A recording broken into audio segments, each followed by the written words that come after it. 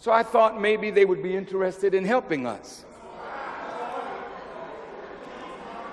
So as I sat before my young Kuwaiti brother, he came in with his beautiful white garment and his headpiece, and he kept flinging it, you know.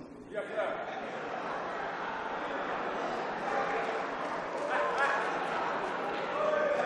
He looked something like Diana Ross with long hair, you know.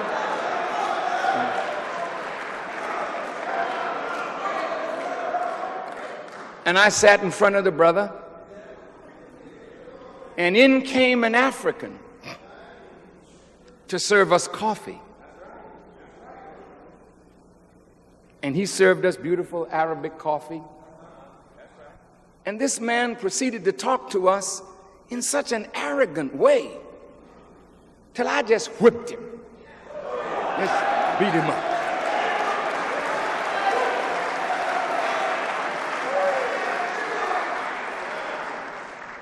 Because I don't believe that I should be a whore for your money. I don't give a damn about your money.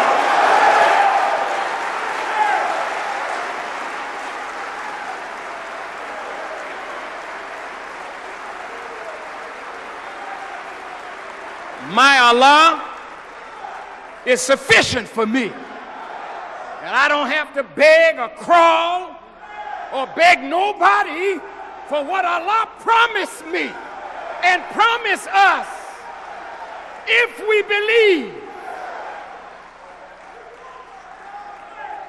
So I whipped the hell out of him and got up and walked out of the office.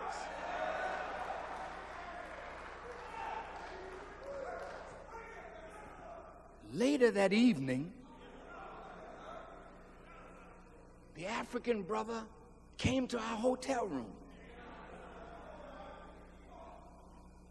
He had never heard anybody talk to them in that manner. He had a PhD degree from Al-Azhar University, and the man that was sitting in front of me had not even a master's degree, but the African with the big degree was serving me coffee and acting like a sycophant. And I ask myself, and I ask all of you, if Islam is real in your life, how can you allow another human being to put you down because of a need that you have or a desire that you have? You let another human being humiliate you, and yet you claim you're a servant of God.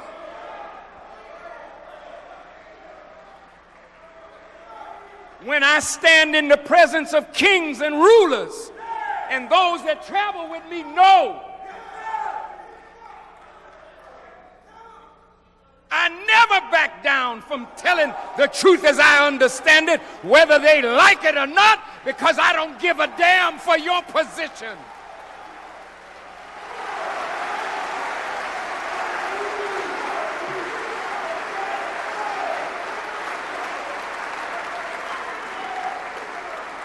I respect you as the king. I respect you as the president. I respect you as the prime minister. Because Allah says in the Quran, respect those in authority over you. But I will let nobody make a nuisance on or near my post and not call them on it.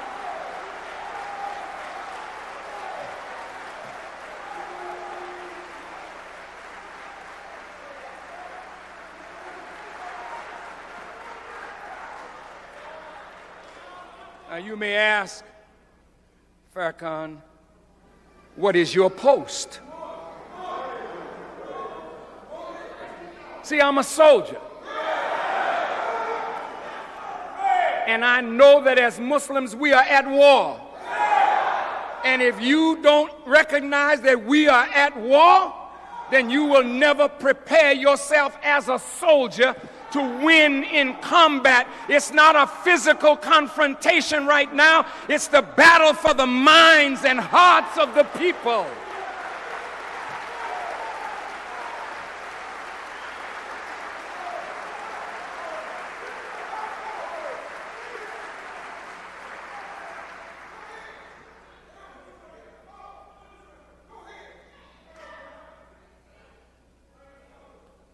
We are supposed to be humble because humility is a characteristic of righteous people. But humility should never be taken for weakness or cowardice. I am a Muslim. My post is the Spirit of God that comes with being a Muslim, trying to practice the principles of the religion or the faith, knowing that Satan, once he knows that I'm trying to be a servant of Allah, is going to come at me from within myself and from outside of myself. So I've got to be walking my post in a perfect manner, keeping always on the alert, observing everything within sight or hearing, because I don't want to be robbed of my Islam. I don't want some Satan, either within myself or outside of myself, to make me a passive Muslim.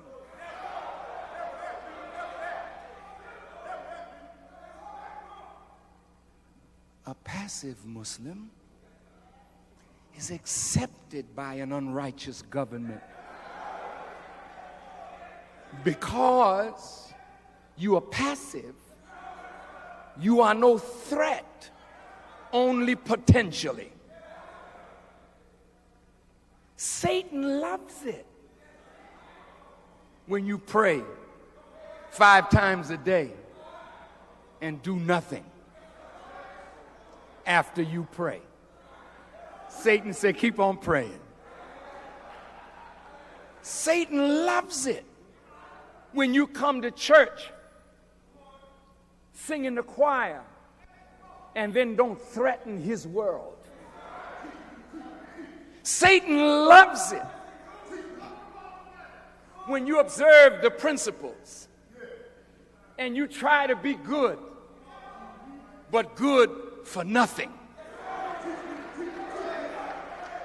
because you refuse to recognize that the earth is a battlefield. And until the whole earth becomes a mosque or a house of prayer to the worship of God, we have work to do. Satan loves passive Muslims, passive Christians. And the whole aim of the soldiers when they were fighting Geronimo and Cochise and the boys that wouldn't give up was to take the Indians and pacify them. Pacify them. Promise them peace on a reservation. And let them take the whole of the West.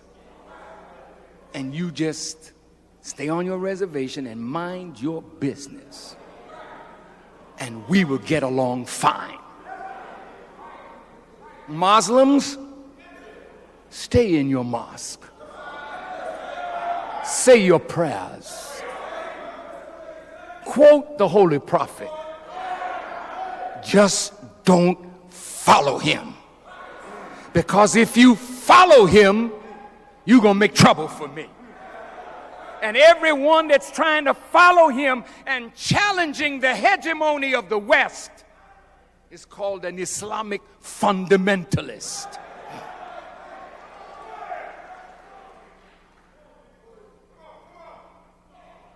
said, what's wrong with the fundamentals? If you don't practice the fundamentals of your faith, how could you be a good Christian or a good Muslim if you don't practice the fundamentals? But what they're arguing about is that they have pacified the moderates. They have pacified those who seek favors from America in exchange for pacification. We will recognize you. We will even speak well about you, as long as you accept pacification. 3 generations after me will no longer be of me. And now our beautiful world of Islam lies in ruin. When you go among the members of the Jewish community who are white, they refer to the Arab as the dirty Arab. That's a heck of a name to put on us, because the Prophet gave us an example of cleanliness. He was clean. His quarters were clean. Whatever he had to wear was clean. His body was clean. No odor from his body.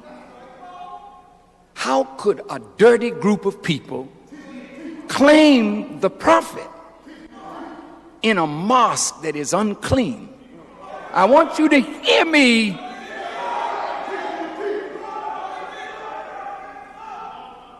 I went to the mosque at Al-Azhar 20 years ago. And when I went into the mosque, I had to put on something to cover my shoes, because you shouldn't walk in the mosque with your shoes on. But there, they had something to slip over your shoes. But there was so much dust in the mosque. When I put my forehead down, when I picked my forehead up, dirt was on my forehead. And when I looked at the chandeliers, spider webs on the chandeliers. And I said to the Imam, why do you have the house of Allah so dirty? And as Allah is my witness, this is his answer. He said, I wanted to keep it the same way that it was 1400 years ago in the time of the Holy Prophet. I wanted to strangle him. That's the truth. I wanted to rip his throat out, because he not only lied and tried to deceive me, but then he wanted to put his dirt on the Prophet. I'm saying this to my Muslim family.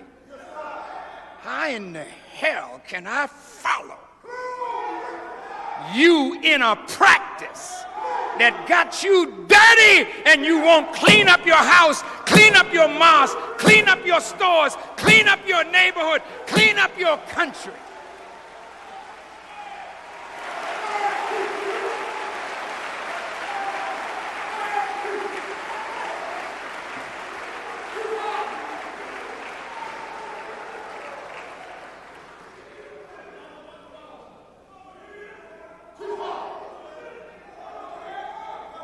I have been in the lounge in Cairo, Egypt, where all the heads of state and dignitaries come in. And I needed to go to the bathroom. And I had to hold myself for hours, because fecal matter was in that toilet all the way up to the seat.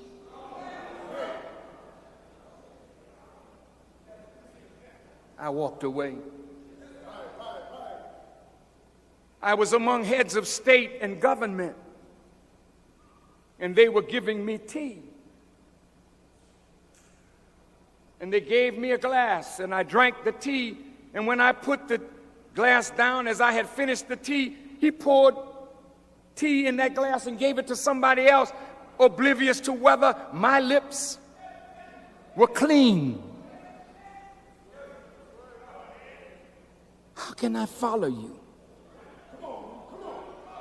Why should I follow you when you have lost the spirit of the prophet himself and you are masquerading now as a Muslim on the outside, but on the inside you have denied the prophet, you have denied his way, and you are not standing up for your Islam.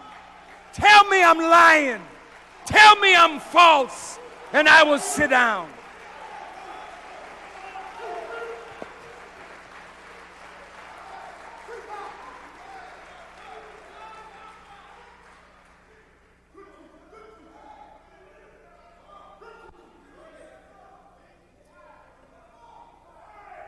Listen. I'm not putting our world down. I love our world of Islam. I praise Allah over and over for this wonderful, wonderful world. But my and your wonderful world of Islam is backward. And it must be brought into the modern time without forsaking the pristine purity of the religion and violating the principles that undergird it. You are behind time. And this is why the Western nations are running over you when God wanted you to be over them.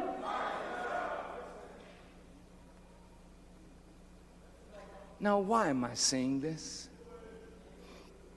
Not just because it's the truth. I'm not saying it just because it's the truth. I'm saying it to set up a precondition for the coming of Farad Muhammad.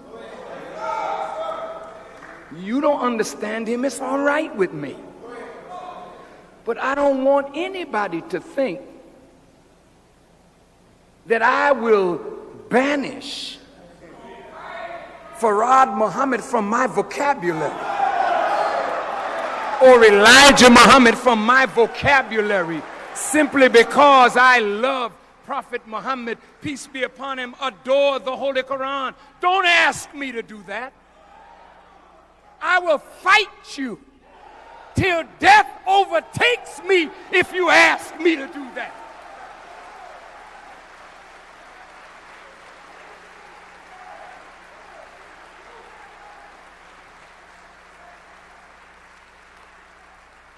You have no right to ask me to do that. If he's my sheikh,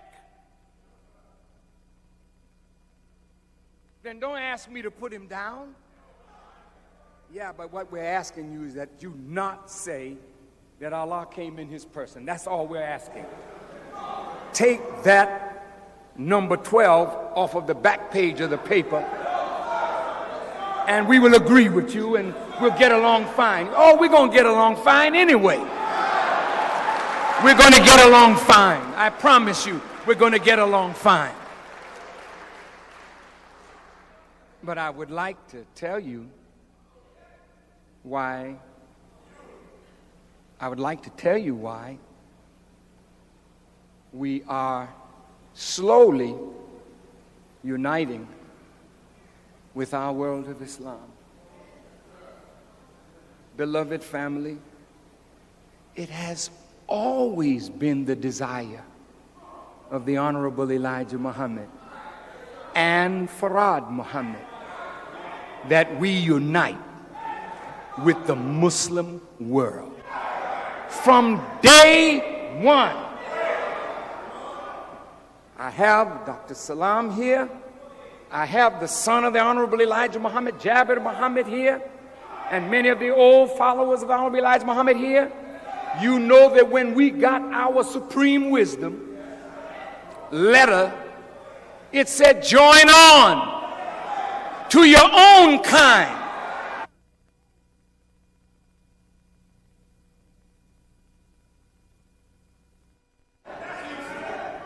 That was a problem of how to get black people in America who are Muslims by nature to reconnect ourselves to our world of Islam. That was a problem that needed a solution.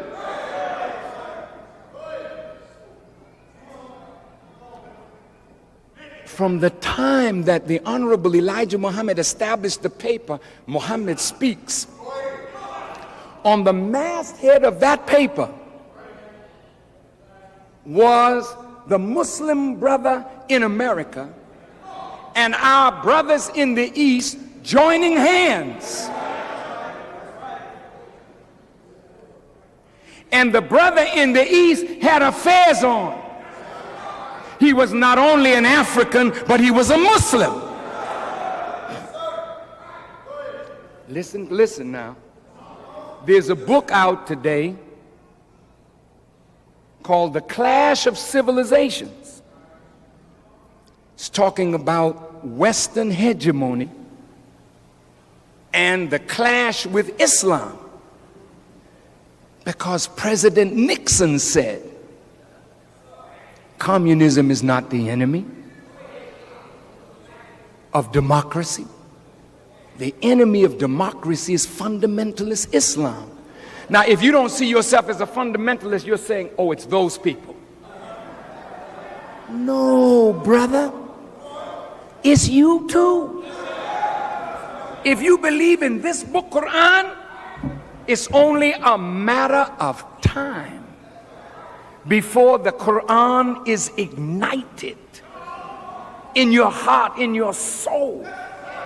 They don't trust anybody that believes in Allah, whether you are passive or active.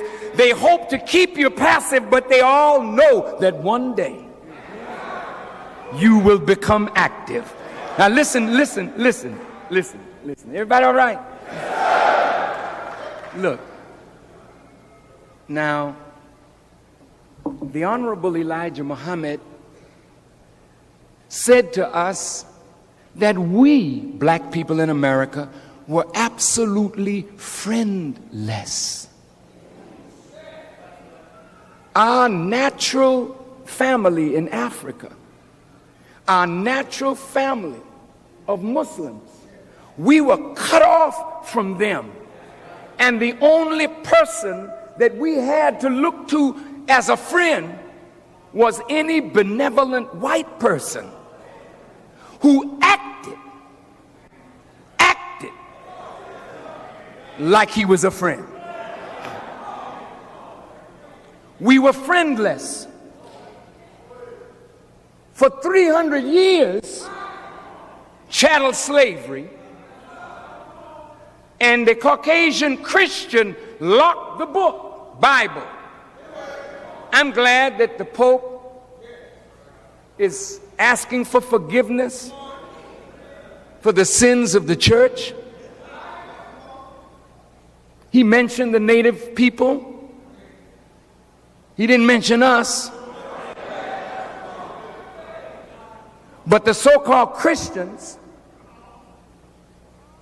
that robbed our fathers of their name, their language, their culture, their religion, their history, their God.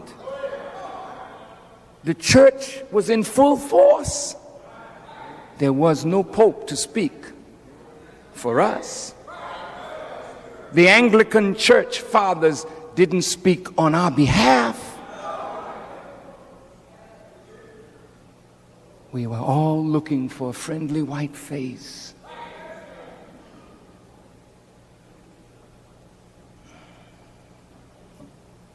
The Honorable Elijah Muhammad said to us, Islam would make friends for us all the way around the earth.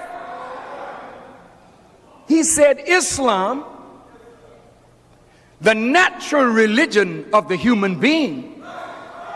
With Muslims all over the world, once you became a Muslim, you would have all of this as your family.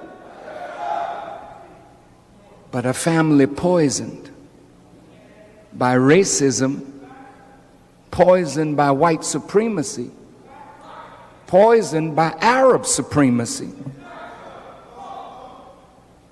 Because God chose the Arabs to bring to us the Holy Quran, to the world. And I can say with joy in my heart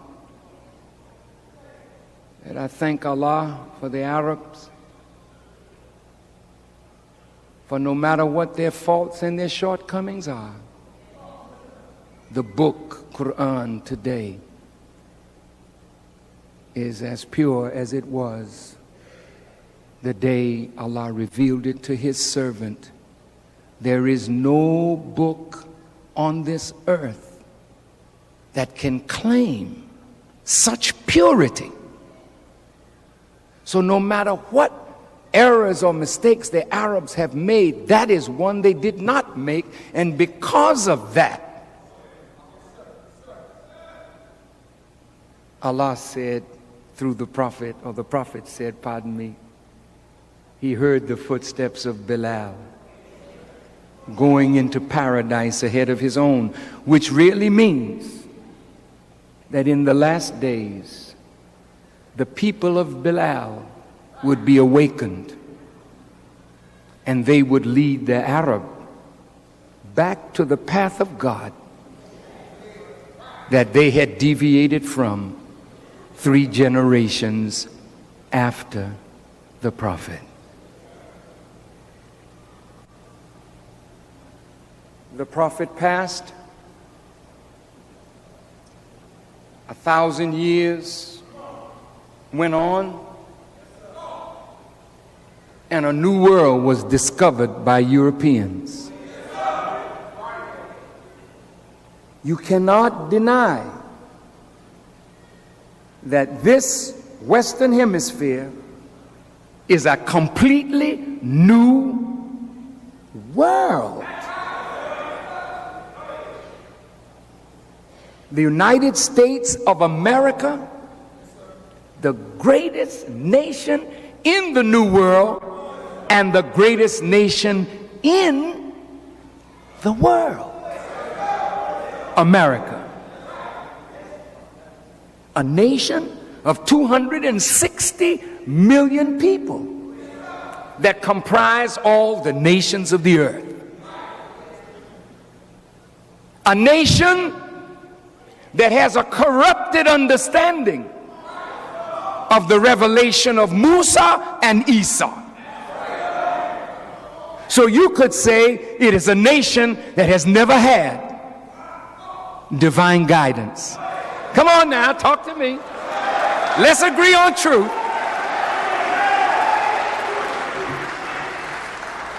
This book, Quran, was known in America because the first president, George Washington, was a Muslim shriner or Muslim son. And he knew the value of the book Quran because the Quran is a part of the secret order of the high Masonic order. When I first became a Muslim in the city of Boston, I went to the public library, and there in the rare book section, secret, I had to prove I was a Muslim before they would even allow me to take the Quran down and read it in the library, because this book was forbidden for the common American. True, true, true. I'm setting up a precondition. Our brothers from the East came. Some of them tried to teach us Islam and were imprisoned for trying to tell us about Allah. And many of our fathers that were brought into slavery were already Muslims. But they did not want any Islam in the Western Hemisphere. So they killed our parents to keep them from teaching Islam to the children. They separate the children from the parents. And you remember that old spiritual, couldn't hear nobody pray? Because as Muslims, there's a call.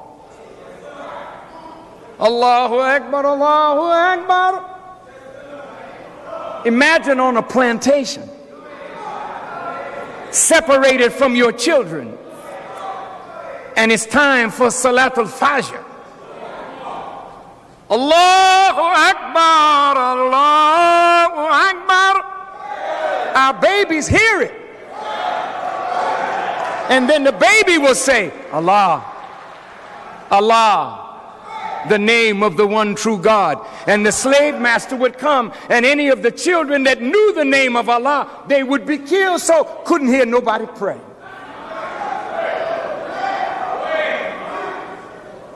You're not to pass on to the slave this great natural faith. It was not to happen until a certain time. I appeal to you to reason with us. This man, Farad Muhammad, is a very unusual man from my vantage point. I never saw him. I only have a picture of him. And the picture I have of him, he's reading the Holy Quran. I guess he was telling us in that picture, study the book. Wait. When he came among us, listen to this. The Honorable Elijah Muhammad said he was in America 20 years before he made himself known to Elijah Muhammad. What was he doing? I got to tell you something about him, because he's greatly misunderstood.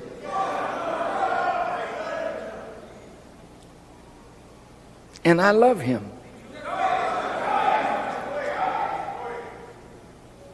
And I thank Allah for him. What do you mean you thank Allah for him? Didn't you all say he was Allah in person? Wait. Oh, beloved, misunderstanding of religion is one of the gravest things, because it puts us on a wrong course. We misunderstood a lot. Can I say this to you? The Honorable Elijah Muhammad told us that Islam is mathematics, and mathematics is Islam. And we were given lessons that we had to commit to memory. The questions were from Master Farad Muhammad. The answers were from Elijah Muhammad. And on the top of it, it said, this is the answers of one of the lost founds. Study them. They're very near correct. Wait. Very near correct. If Islam is mathematics and mathematics is Islam, is there any answer in mathematics that is near correct? It's either right or what? Well, if it's very near correct and we were told to study it, and those of us who happen to be around the Honorable Elijah Muhammad in the latter days of his presence among us, he said, ask me questions on these lessons. He said, oh, that's what I said when I was a baby. Then in the instructions to the laborers, he said, baby language will not be accepted. We thought baby language meant cursing or something. Well, of course it does mean that. But baby language means you will never be accepted universally if you stick to the answers that he gave you when he was a baby in the teachings. You have to grow up now. And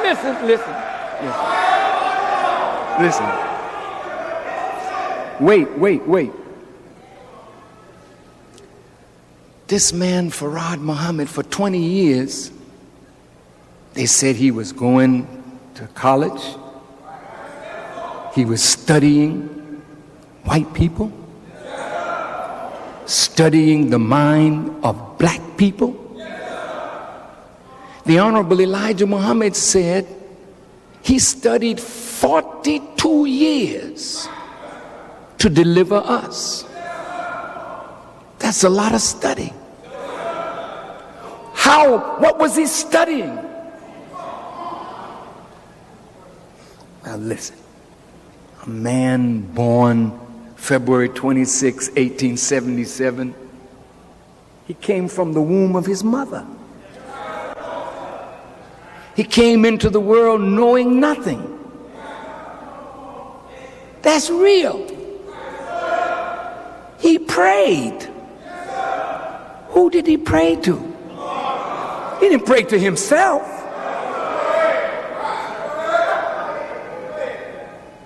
Who did he pray to? He prayed to Allah, the originator of the heavens and the earth.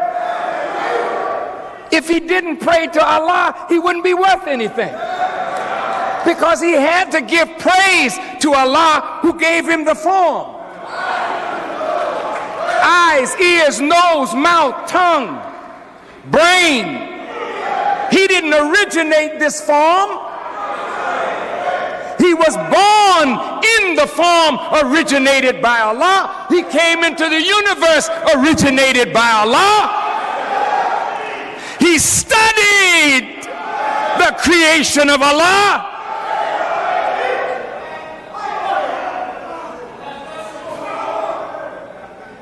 Listen.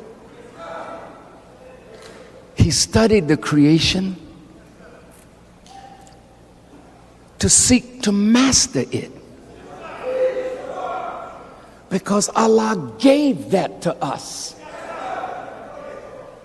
To master what he created. It is possible. We just have not seen anybody who has done it.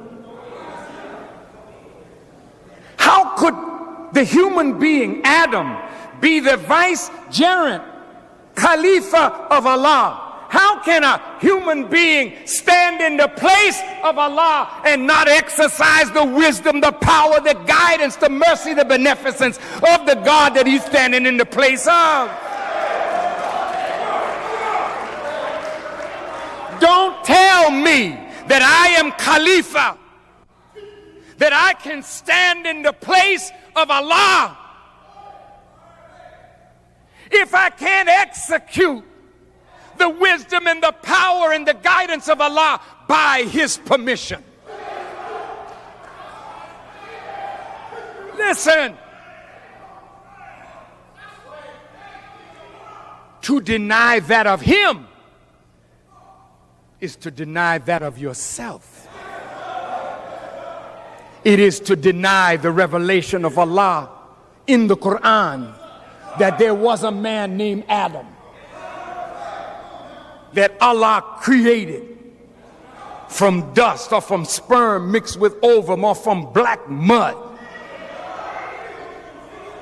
And he informed Adam of the names of the angels and told the angels to bow down to Adam.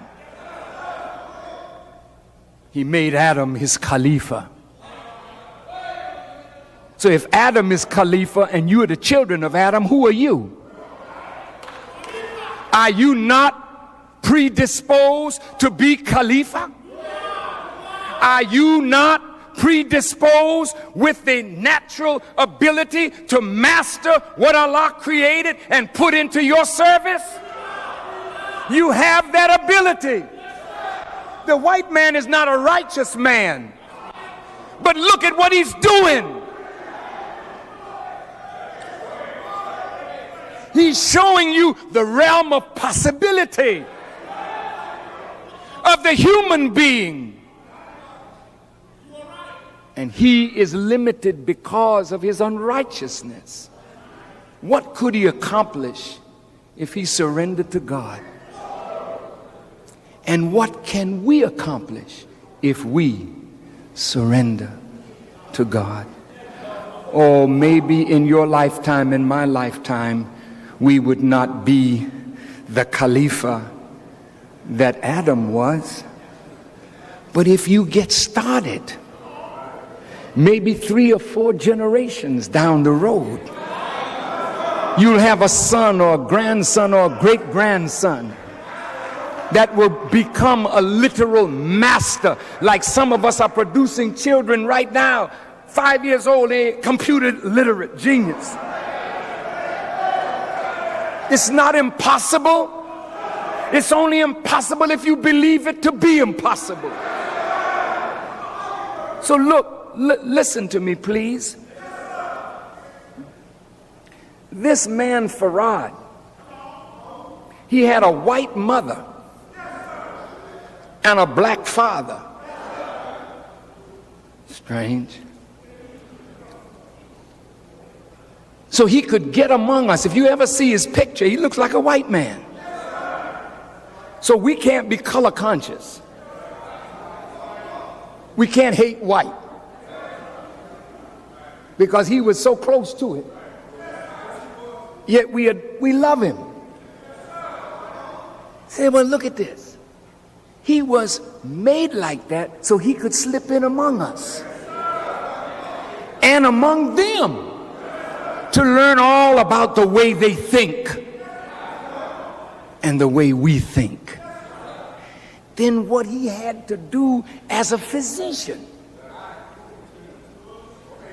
My brother Imam Warithuddin called it a concoction. All right, I'll take that word. Because you know, when you go in a laboratory, after research to develop a cure for a disease that had never been in the world before, you might come out with what they call a concoction. But if you take it and it starts healing you, then the man who gave you the concoction was in fact a physician, a master chemist who understood your condition and healed it with this prescription, concoction. Okay. This man Farad, man, he studied the white man's mind. Now look, if you're gonna be successful, you got to beat him in his head. You can't kill the white man with a gun.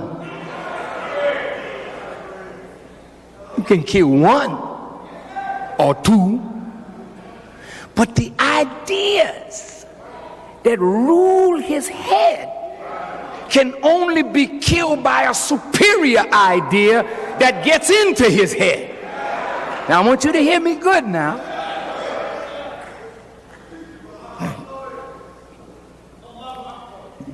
The Caucasian rules us because he infected our minds with an idea of inferiority that has taken root in the black man. Tell me I'm lying. Can you imagine you say I'm a Muslim? Look at the word. I am a Muslim, but I'm inferior. See, the two are not congruent. They don't go together. Muslim and inferiority don't hang out together. Because if you surrender to God, who is the supreme, how could you be inferior when God and God alone is he whom you worship?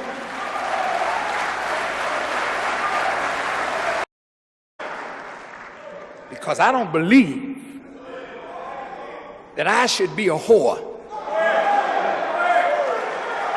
for your money. I don't give a damn about your money.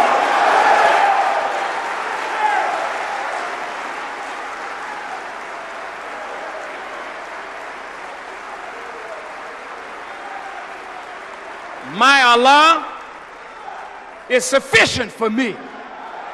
And I don't have to beg or crawl or beg nobody for what Allah promised me and promised us if we believe. So I whooped the hell out of him and got up and walked out of the office.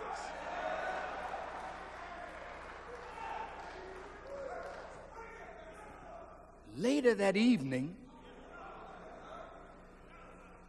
the African brother came to our hotel room. He had never heard anybody. When I stand in the presence of kings and rulers, and those that travel with me know, I never back down from telling the truth as I understand it, whether they like it or not, because I don't give a damn for your position.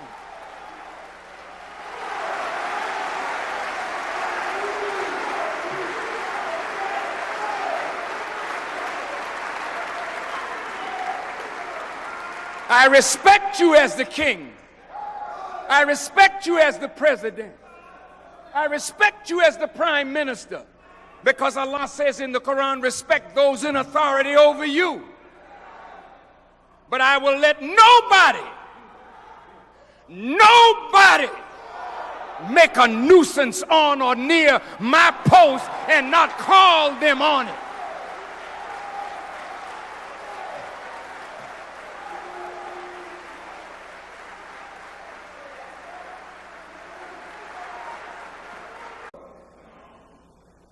So I thought maybe they would be interested in helping us.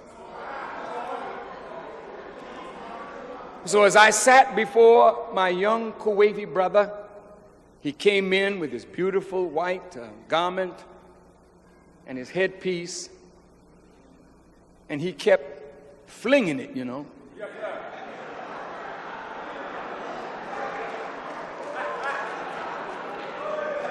He looked something like Diana Ross with long hair, you know.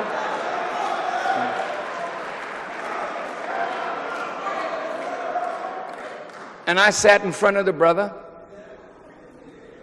and in came an African to serve us coffee. And he served us beautiful Arabic coffee. And this man proceeded to talk to us in such an arrogant way, till I just whipped him. Just beat him up.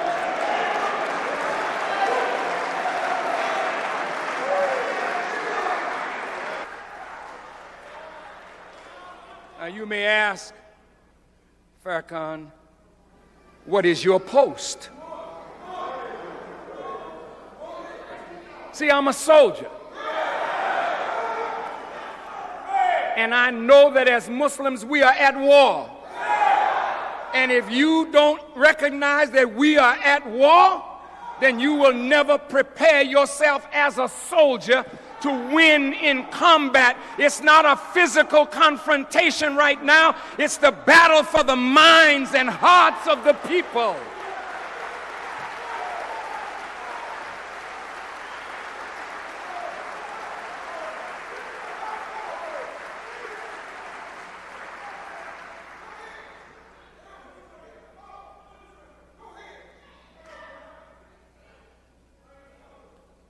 We are supposed to be humble